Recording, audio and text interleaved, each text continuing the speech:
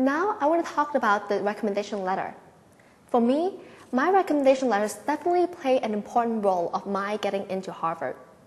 In general, I would recommend you to get one teacher from the sciences to write a recommendation letter for you, and a teacher from the social sciences or history to write your second recommendation letter. And these teachers need to know you well. If you have teachers who don't know you very well, then you should try to make some effort to let them know you better.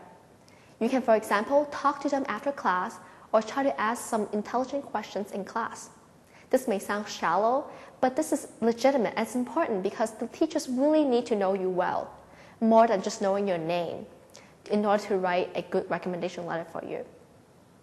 In addition, I also had 2 extra recommendation letters, one from my piano teacher who knew me since 8th grade, and one from the summer search organization that I mentioned earlier.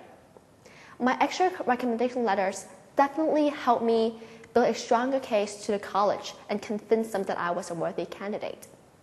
In general, I would say that if you know 2 adults who know something about you that the 2 school teachers don't, then you should definitely ask them, because the 2 extra recommendation letters can only add to your college package. It won't hurt you. Now I want to talk about the interview. Even though they say that the interview is optional, it really isn't. You should do it. There is no excuse not to do it. There are representatives throughout the nation as well as overseas, so you should definitely sign up for it. The interview is the second most important chance for you to personally convince the colleges that you are a good candidate, that they should admit you.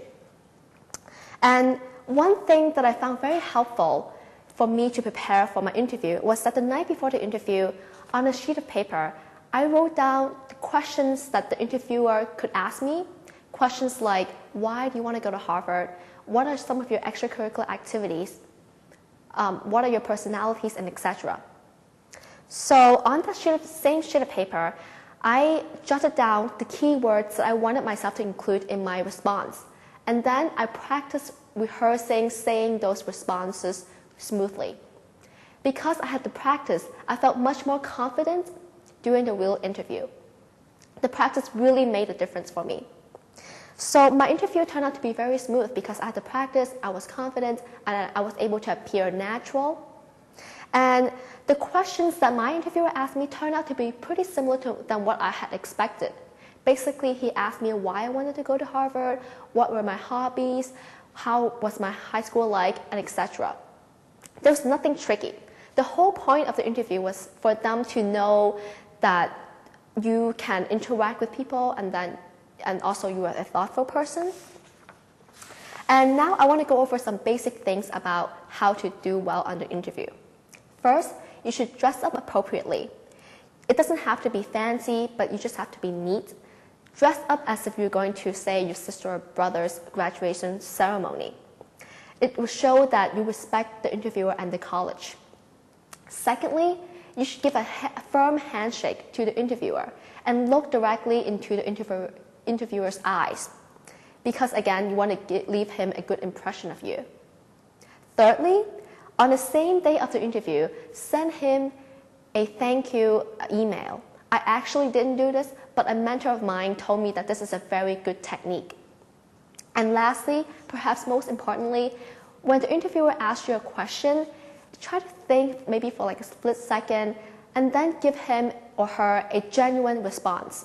The point is that you cannot fake things up. Don't try to say things that you think might impress him or her.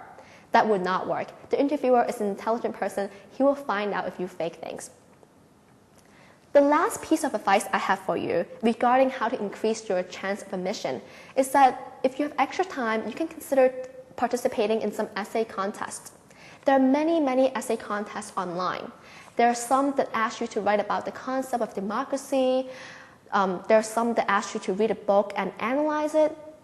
You can only gain from these essay contests, because if you win, you will get a scholarship and you can impress the colleges more. If you lose, no one will ever know. You can only benefit from it because your writing skills will be better if you do these contests. Fastweb.com, for example, has a very good list of all available essay contest online, so definitely check that out. I personally didn't do this, but I know some people at Harvard who did this, so that would definitely be nice to have. So now I would like to give you some suggestions on how to study in college.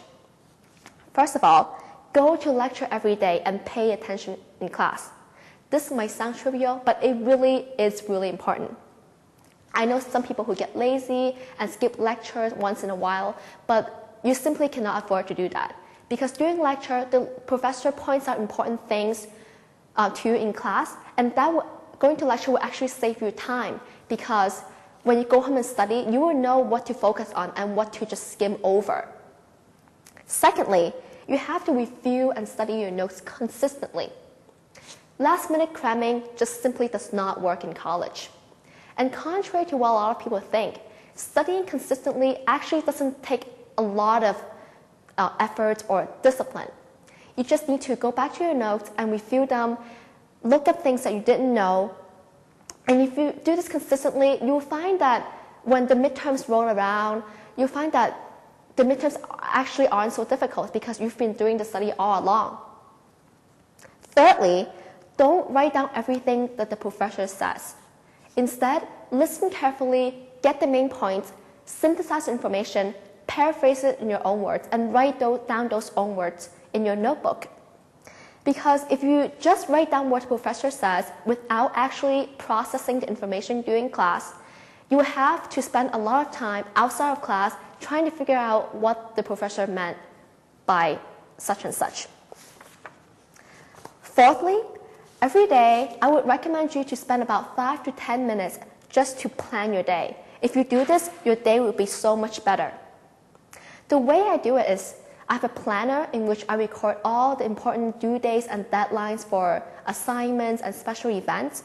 And every day in the morning, on a piece of paper, I write down everything that I need to get done for that day. And then, next to things that I absolutely have to get done, I put a letter A next to them. And then I put a letter B next to things that are important to get done.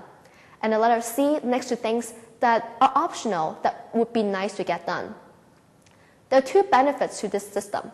First, if you write it on a sheet of paper, you could refer to it anytime during the day, and so you can feel that you're in control of things throughout the whole day. Secondly, by using the ABC prioritizing system, you will get the main things done first, instead of being bogged down by little things that aren't really necessary. I actually learned this time management technique from my time management workshop over the summer, and so far it's been working great. It's been very helpful to me. My fifth comment on how to study in college is that when you plan your day, make sure that your tasks are specific. So what do I mean by that? For example, instead of writing, do your English essay, write instead, complete your rough draft by today. When you make your tasks more specific, your mind is able to focus much better than if your tasks are vague. My last piece of advice to you is that I would like to recommend you to two great books. One called How to Become a Straight A Student, and the second one is called How to Win at College. Both are written by Cal Newport. The author interviewed many successful students throughout the nation and compiled a list of helpful suggestions on how to succeed academically. I personally found these two books very helpful, and I hope that you'll check them out and see if they're helpful to you.